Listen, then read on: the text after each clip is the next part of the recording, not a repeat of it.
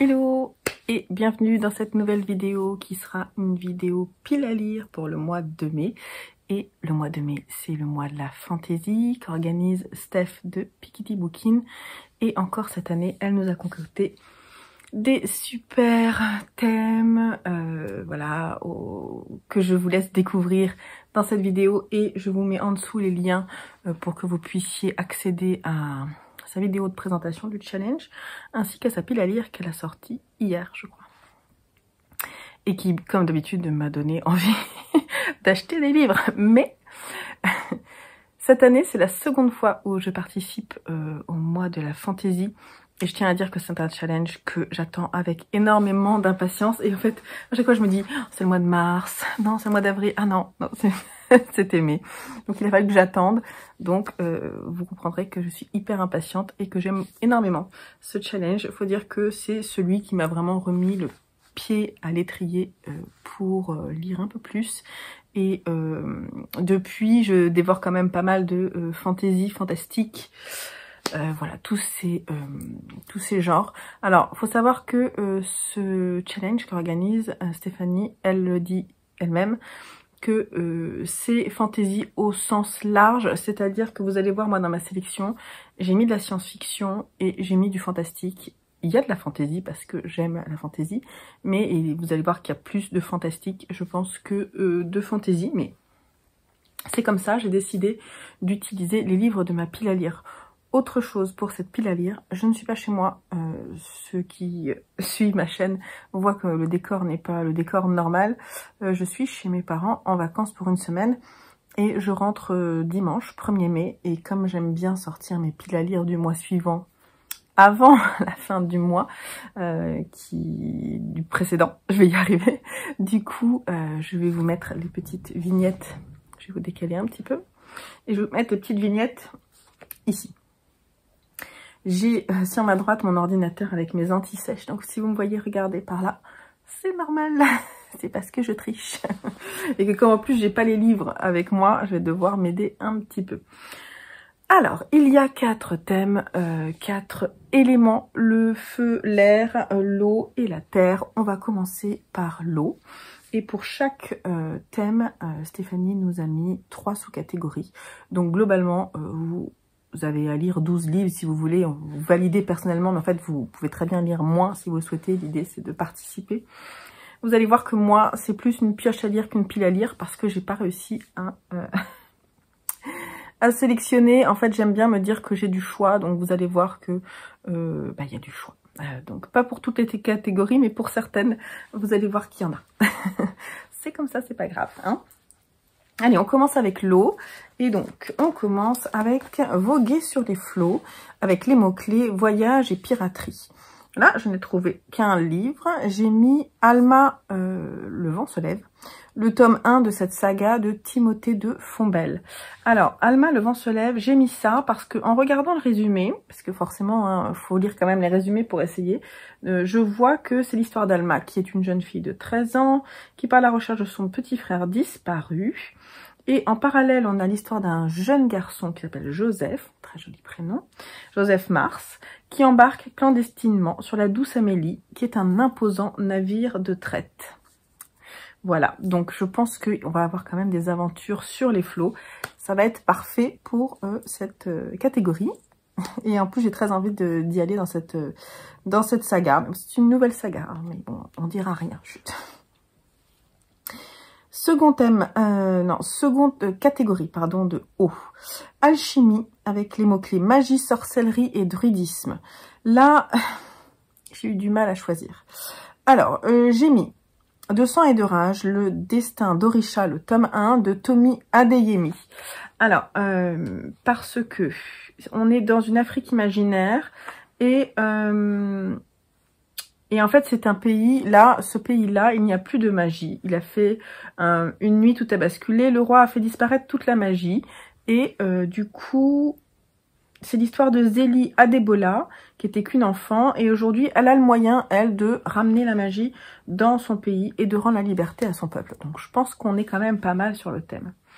Et j'ai également mis La cuisine des sorciers, qui est un manga que vous connaissez bien, puisque c'est en fait un une histoire à côté de l'atelier des sorciers, avec les mêmes personnages, donc toujours de Kamome Shirahama et Hiromi Sato, qui est sorti l'année dernière, et en fait, donc du coup, c'est une histoire à côté, qui est en 2 tomes, et nous, on a le premier dans la bibliothèque, donc je pense qu'on sera bien, puisque c'est des recettes de cuisine faites par des sorciers, je trouvais que c'était sympa. J'ai aussi mis l'année de grâce, parce que je l'ai dans ma pile à lire et qui me tente beaucoup. C'est un one-shot de science-fiction plutôt. C'est plutôt catégorisé science-fiction. Et certaines jeunes filles, en fait, ont de la magie. En fait, c'est un peu comme des sorcières, vous voyez, elles ont le pouvoir en fait, d'attirer les hommes et de rendre les épouses folles de jalousie. Et pendant une année... Et pendant cette année-là, toutes ces femmes-là sont bannies, en fait, du royaume, et c'est l'année de leurs 16 ans. Et la magie doit se dissiper dans la nature. Je trouve que du coup, on est bien dans le thème, c'est pour ça qu'il me tente bien aussi. Et j'en ai même mis un 3e. J'ai mis Une sirène à Paris de Mathias Malzieu, parce que j'aimerais beaucoup découvrir la plume de Mathias Malzieu. On m'en a dit beaucoup de bien. Et là, donc, l'idée, c'est une sirène à Paris, tout simplement, un jeune homme qui trouve une sirène et qui va la ramener chez lui. Je trouve qu'en termes de magie, sorcellerie, tout ça, on est quand même pas mal. Donc j'irai piocher là-dedans.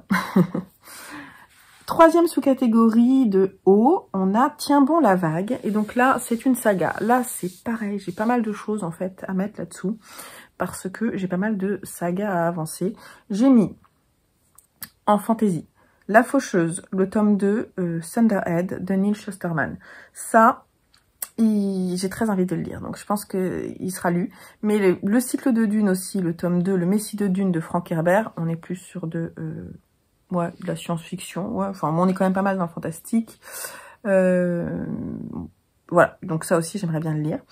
Et je suis en train, enfin, j'ai reçu là le tome 2 de Blackwater, de Michael McDowell, aux éditions Monsieur Toussaint Louverture. Ça, c'est le seul que j'ai à vous présenter en physique. Non, j'en ai un 2e.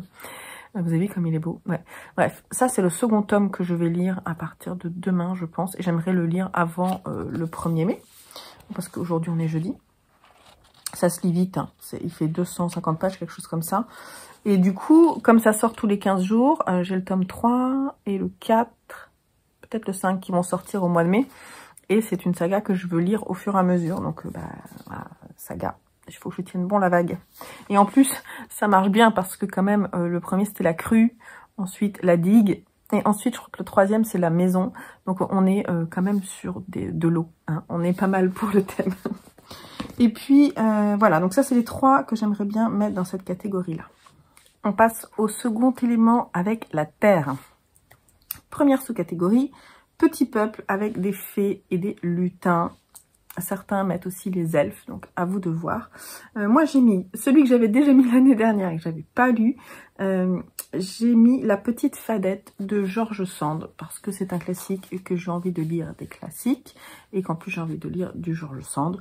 Donc voilà, je vais le lire en lecture commune avec Minimalou, Marlène, et on va le lire rapidement parce que je crois qu'il fait 194 pages, il se lit vite je pense.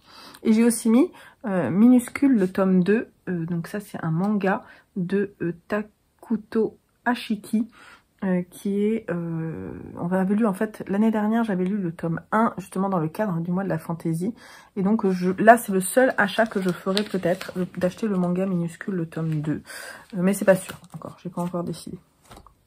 Seconde sous-catégorie de terre, découvrons le monde, école apprentissage. Alors, figurez-vous que là j'ai un petit peu galéré, parce que il y a des livres que j'avais envie de caser et donc je les ai casés un peu de force dans cette catégorie.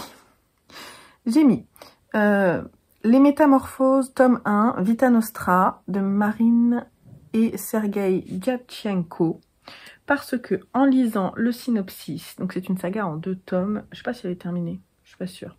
Bref, je vous lis juste le début. C'est dans le bourg paumé de Torpa que Sacha entendra à l'hymne des étudiants à l'Institut des technologies spéciales. Pour y apprendre quoi? Allez savoir dans quel but et en vue de quelle carrière, mystère encore. Bref, là on voit bien que ça se passe dans une école, donc là je pense qu'on est quand même pas mal. Mais j'ai aussi casé Galant de V.E. Schwab que j'ai dans ma pile à lire et que j'ai très très envie de lire parce que je savais pas où le mettre dans toutes les catégories. Et pour moi, elle va rentrer dans une partie d'apprentissage, notamment de ses, on va dire, de ses capacités. Je ne vais pas forcément vous raconter l'histoire parce que tout le monde a raconté à peu près l'histoire. Mais en fait, rien n'est vraiment dit. Et ceux qui l'ont lu savent si je me plante ou non. Mais c'est pas grave. En tout cas, ce qui est sûr, c'est que j'ai envie de le lire. Et peut-être rentrera-t-il dans cette catégorie. Sinon, les doigts dans la boue. Alors là, il faut lire un illustré. Facile. J'ai mis Créatures fantastiques, tome 2 et 3. Alors, les Créatures fantastiques, c'est de Kazuya. Tome 2 et 3, c'est une saga en 5 tomes. On a le 2 et 3 dans la bibliothèque, donc il faut que je lise. J'ai aussi mis Bergère guerrière, tome 3 et 4, parce qu'on les a, je les ai achetés le mois dernier pour mes enfants, pour qu'on termine la saga. Et pour moi, il y a quand même une partie fantastique là-dedans, donc j'ai très envie de les mettre là-dedans. Vous savez que je lis pas mal de BD et de mangas. J'en lis à peu près 2-3 par semaine, donc ça peut passer sans problème. Voilà, on passe au feu. Attention. Alors, première sous-catégorie, ça brûle les ailes. Là, il faut se lancer un défi. Alors moi, j'ai deux choses. J'ai une partie roman, une partie illustrée. Donc, en roman, c'est d'ailleurs une lecture commune que j'organise sur mon groupe Facebook. Le lien est toujours dans la barre d'infos, donc si vous voulez nous rejoindre, il n'y a pas de problème. C'est le premier tome de 1Q84 de Haruki Murakami. Je vais y arriver. Alors, Haruki Murakami, c'est un auteur qui a une écriture un peu particulière. Et d'après ce que j'ai cru comprendre, 1Q84, c'est quand même assez barré. Moi, donc pour moi, c'est un défi parce que je sais jamais, en fait, quand je lis un Haruki Murakami, où est-ce qu'il va m'emmener. Parfois, je le suis pas, parfois, je le suis. Par exemple, là, j'ai lu Abandonner un chat, j'ai beaucoup aimé. L'étrange bibliothèque, je trouvais ça quand même un peu bizarre. J'avais lu aussi Le meurtre du commandeur, j'avais aimé, mais c'était quand même un peu barré. Je peux aimer ça. Donc, pour moi, c'est un défi. Voilà, donc si vous voulez nous rejoindre, n'hésitez pas. Et en illustré, j'ai mis Solo Leveling, le tome 1 de Solo Leveling, qui est un manga que quelqu'un, une amie à moi, a offert à mon fils Joseph. En fait, on a les 3 premiers et en fait, ça me fait peur. Voilà, ça me fait peur parce que je suis pas sûre que ça me plaise. Il est super bien noté sur Livre Addict. Là, je vois le premier tome est à 17,2. Donc, c'est un défi un peu pour moi d'y aller alors que j'ai pas vraiment envie. Mais parfois, un coup de pied aux fesses, ça fait du bien. Deuxième catégorie, c'est chaud patate. Lire un pavé ou une bricasse, quoi. Enfin, un gros livre, vous avez compris, pour vous, ça peut être ce que vous voulez. Alors moi, une bricasse, pour moi, c'est, on va dire, à partir de 700-800 pages, vous voyez. Sinon, bon, ça me fait pas trop peur. On va dire, oui, 700 pages, c'est quand même un bon pavé. Eh ben, figurez-vous que j'en ai mis 2 parce que je me suis dit que, comme les deux me tentent, et que on est un peu... Alors, les deux sont dans le genre plutôt science-fiction fantastique. Il y a d'abord American Elsewhere, de Robert Jackson Bennett, qui fait 936 pages dans l'édition que j'ai, avec l'histoire. On est dans le Nouveau-Mexique, une ville où je crois que c'est une personne qui est un ancien flic, c'est une femme, je crois, oui, qui revient en fait dans son pays. Elle hérite d'une maison dans ce pays, au Nouveau-Mexique, dans la ville de Wink. Et en fait, cette ville-là, elle n'existe pas sur les cartes et il se passe des choses étranges. J'ai trop envie de savoir, ça me tente, mais alors, on ne veut pas savoir. C'est fantastique, apparemment, hein. Bon, on le sent bien. Un peu à la Stephen King, on va dire. Sinon, j'ai mis aussi Blitz, le premier tome de la saga Blitz, et il s'appelle Blackout. C'est de Connie Willis, et c'est aussi... Là, c'est plutôt science-fiction, à Oxford, dans un futur proche. Je vous lis juste le début parce que j'ai du mal à me souvenir des résumés. L'université est définitivement dépoussiérée. Historien est devenu un métier à haut risque car désormais pour étudier le passé, il faut le vivre littéralement. Ça me tente bien. Alors on est quand même pas loin de 1Q84 qui est aussi une histoire entre le passé et le présent avec des sauts dans le temps. Donc peut-être que les deux, ça fera beaucoup, mais je vais voir. Je dirais pas tout ça, on est bien d'accord. Troisième catégorie et dernière catégorie de feu, orangé, du orange sur la couverture ou une représentation du feu. Alors, j'ai mis un livre que j'ai envie de lire dans le cadre de l'année asiatique que j'organise, un challenge sur l'année 2022. J'ai mis La maîtresse des épices de Chitra Banerjee Divakaruni. Voilà. Je sais juste que il est question, voilà, c'est une question de maîtresse dans l'art ancestral des épices. Et c'est un savoir qui a été transmis sur une île secrète de sa terre natale, l'Inde, au prix de l'obéissance des règles strictes et dans le respect du service et de la dévotion. Elle possède le don de faire chanter les épices, mais aussi de guérir comme une véritable thérapeute. Donc, on est quand même, c'est pas du fantastique. Sur Livre Addict, ils mettent ça plutôt dans contemporain. Je sais pas sous quelle forme, en fait, ça sera fantastique. Je suis pas sûre. Sinon, j'ai mis, du coup, Autre Monde, le tome 2 de la saga Autre Monde de Maxime Chatham, qui s'appelle Malronce, parce que je l'ai acheté à mon fils Simon, qui l'a pas lu. Et comme j'ai pas envie qu'il traîne dans la bibliothèque, j'avais moyennement aimé le tome 1, mais peut-être le tome 2 est mieux. Et que forcément, il y a du orange sur la couverture, donc ça marchera peut-être mieux. Puis ça sera lu rapidement, je pense. Dernier élément, l'air. Alors, première sous-catégorie, léger comme l'air, un livre de poche. Alors là, je suis allée voir aussi dans ma bibliothèque. Et j'ai trouvé deux choses qui sont plutôt aussi de la science-fiction, mais c'est pas grave, ça va le faire.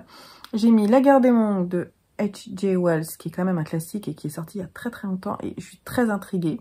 Il est sorti en 1898, et apparemment c'est toujours d'actualité, donc j'ai envie de savoir. En plus, il n'est pas très long, donc c'est bien. J'ai aussi mis La route de Cormac McCarthy, que je traîne dans ma pile à lire depuis un moment, et que j'y arrive pas à sortir. Et là, c'est pareil, on est plutôt dans science-fiction, genre fin du monde. C'est assez triste, mais j'ai vraiment très envie d'aller découvrir l'écriture de Cormac McCarthy. Seconde sous-catégorie, créatures ailées. Les dragons, moustiques, les fées. Alors quand j'ai vu Fée, je me suis dit, c'est le moment de placer Le Peuple de l'air, le dernier tome de la saga Le Peuple de l'air de Holly Black, avec la reine sans royaume, que je me suis offert il y a 1 mois ou 2 mois, parce que j'ai très envie de finir la saga et de savoir la fin.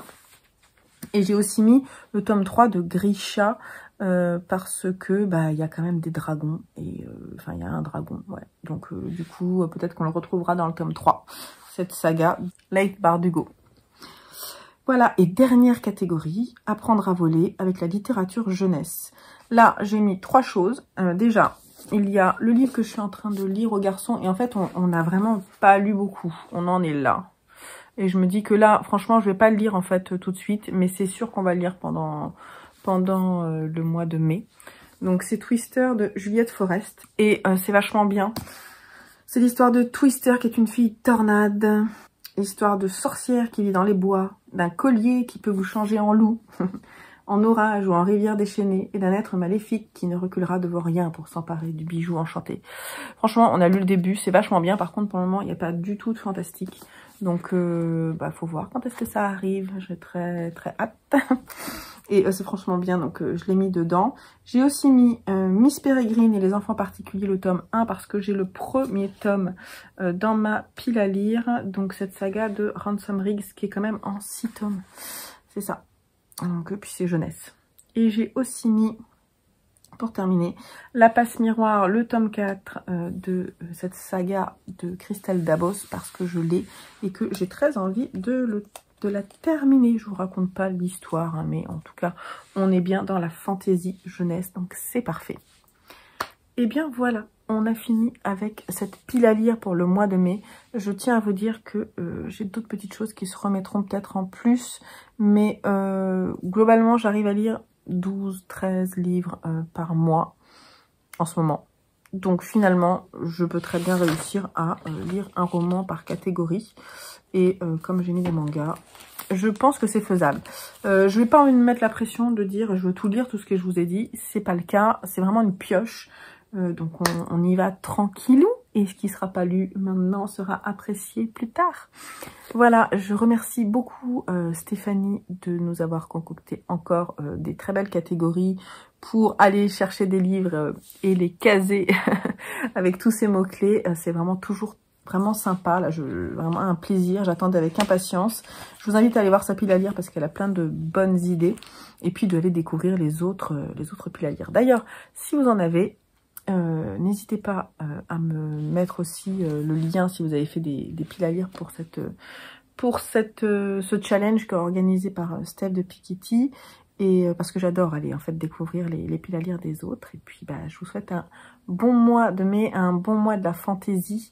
Et puis à très très vite sur la chaîne parce que j'ai plein de vidéos qui vont sortir. Allez, je vous embrasse. Bye bye.